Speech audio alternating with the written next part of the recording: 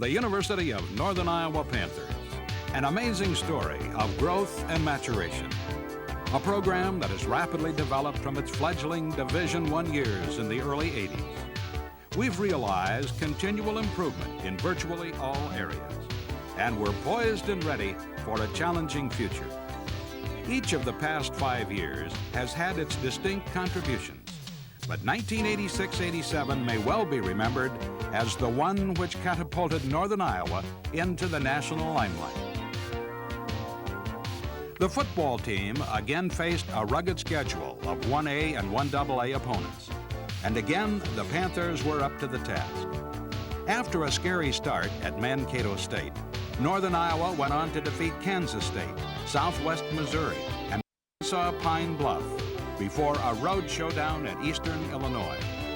Here, the Panthers came back from a 28-16 fourth quarter deficit, only to lose on a 58-yard field goal as time expired.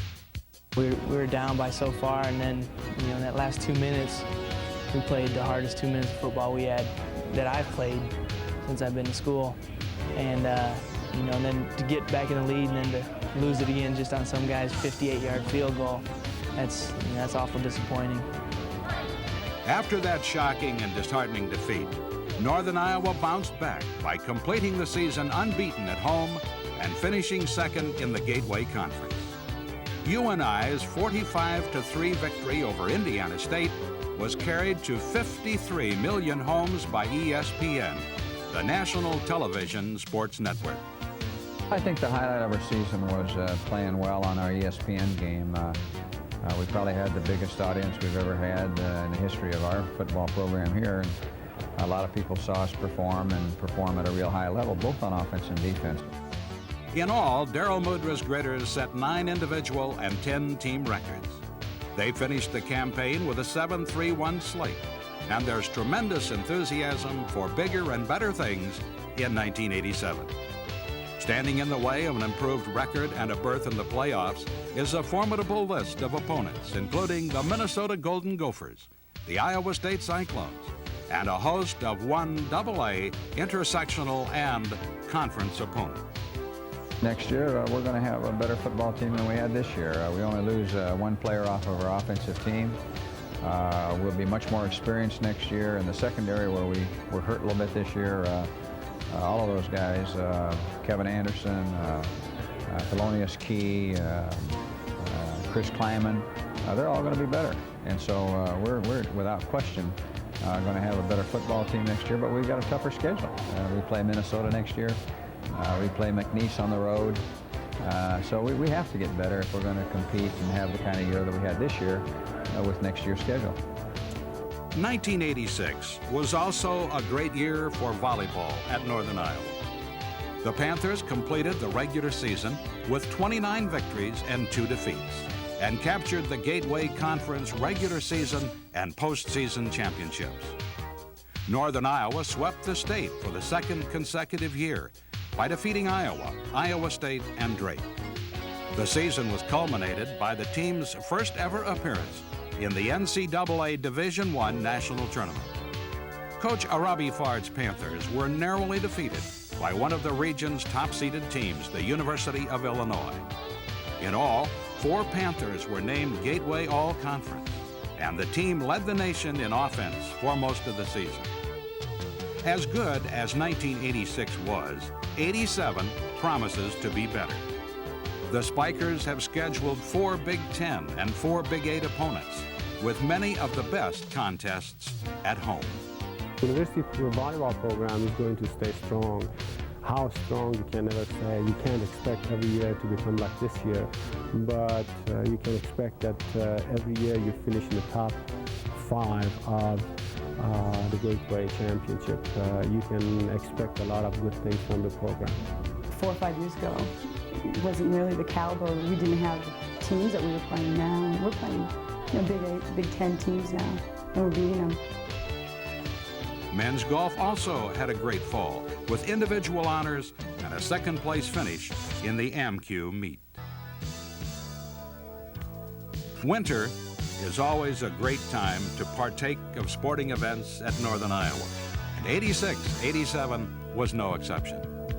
The wrestlers finished the season with an 18-4 dual meet mark and ranked 6th in the nation.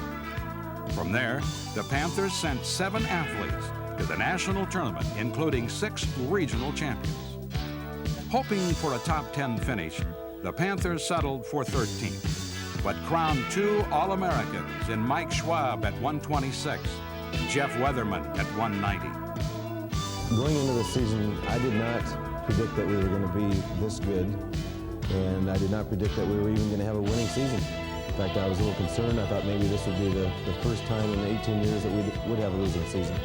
We came out with an 18-6 dual meet record and placed very high in several tournaments. And some of our younger people made a lot of gains and a lot of strides to become All-Americans. Maybe not necessarily this year, however, it looks very bright for the future. Coach Don Briggs, the Western Region's Coach of the Year and President of the National Wrestling Coaches Association, returns most team members, including freshman All-American Mark Schwab at 118. 1986-87 was an exceptional year, and again in the coming season, the Grapplers will take on the nation's best. There's no doubt they'll be a top contender in next year's NCAA tourney. While the rafters were ringing in the West Gym, the roof was coming off the dome as well. The Panthers played some truly outstanding games, climaxed by the stunning last-second shot against Cleveland State. Bolstered by the strong play of 2 freshmen and a junior college transfer, Eldon Miller's 4 returning lettermen amazed observers by exceeding all expectations with 13 victories.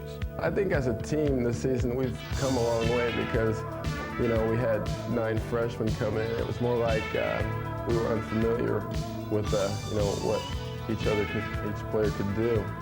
And as the season went on, we started to accept and learn our roles on the team, in which kind of showed our record and we started to improve. The season, like many with young players, included plenty of peaks and valleys. But improvement was apparent throughout, and future prospects are bright, with interest in the basketball program at an all-time high. The Dome will be invaded by Evansville, St. Louis, Northern Illinois, and Iowa State during 87-88, a year that promises great things for the rapidly improving Panther squad. I think a lot of our young people made a lot of improvements as players. I don't know that there were any real surprises because of what we expect out of our players. We expect a lot out of them. I think that we were more concerned with what they can do and didn't do than we are with what they did do. But, you know, it's a fun group to work with because basically we're pretty competitive individually, but team-wise we have a long way to go in the game of basketball. I think some of our first-year players maybe performed better than a lot of people thought they were capable. You know, to kind of sum it up, we have talented players, we have good players. We should play better than we played this year. Really, the excitement with our basketball program is more keyed to the future than anything that happened this season. Like men's basketball, the women's team and the Panther swimmers were also involved in building years. Kim Maiden's women's basketball squad beat Drake for the first time in several years. Jim Hall's swimmers set a number of personal and school records during the season. All 3 teams expect continued improvement and achievement next year. But what the spectators see on the playing surfaces represents only the finished product. The real test of the mettle in our program is in the ability of coaches, staff, and athletes to totally devote themselves to academic and athletic excellence behind the scenes.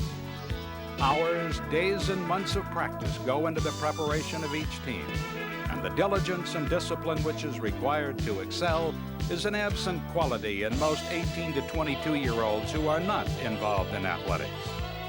The time demands placed on student athletes are extreme, but the rewards are apparent. Athlete in college takes a lot away from your study time, so you've got to schedule yourself. And you know you can't be blowing off your studies because you've only got a certain allotted time to do your studying. So it's going to put you on on a schedule whether you like it or not, if you know what I mean, if you're on a sport. If you're not on a sport, you can easily blow off time and then blow off your studying altogether. But when you know you're done with practice, you gotta go study. I think that's one of the main things that a student's gotta remember coming in and playing a sport at a college level. The main advantage a person would get from playing football is a sense of discipline. You have to come every day. You have to put in your time, and you can't just put in your time. You have to really work at it if you want to be good. And I think that'll carry over to the working world.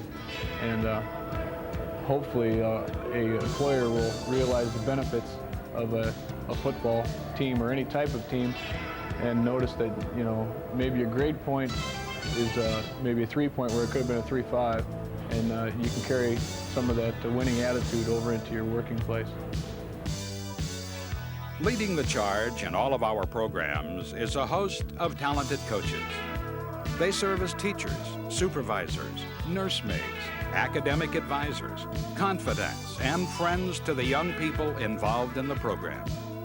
They teach the values of teamwork, adjustment to adversity, self-discipline, respect for adversaries, and hard work. The staff at Northern Iowa is among the best in the nation, and they are succeeding in accomplishing the task of guiding our student athletes to successful lives after athletics. You're disciplined as an athlete to be the best. Is always going to keep that competitive drive in you when you go out in the working world. There's other players who are going to pursue different things in life other than basketball. And if they keep that competitive drive, I really believe they'll be successful. We live in a competitive society. We not only have to compete in our country now with the people that live right here in the United States, but we have a kind of a global competition. Now we're in business and industry, we're competing with people all over the world. I've never thought that our program was really extracurricular. I've always thought that participating in sports, any activity, there's nothing magic about football, is a sort of a laboratory for learning a lot of important things that you can't learn in the classroom. It's what the public sees. It's the work behind the scenes. It's the devotion of the people involved that makes it all work. Improvement in 1986-87 and continued growth in future years make the outlook very bright. Committed people working together toward a common goal of personal growth and institutional enhancement. Outstanding rivalries and a host of nationally prominent opponents create a challenge for the Panthers and a great show for the fans. Never before has Northern Iowa had so much to offer. Never before have the eyes of the state been so focused upon us. The future is now at Northern Iowa. The progress is apparent and the outcome inevitable. Be a part of our success.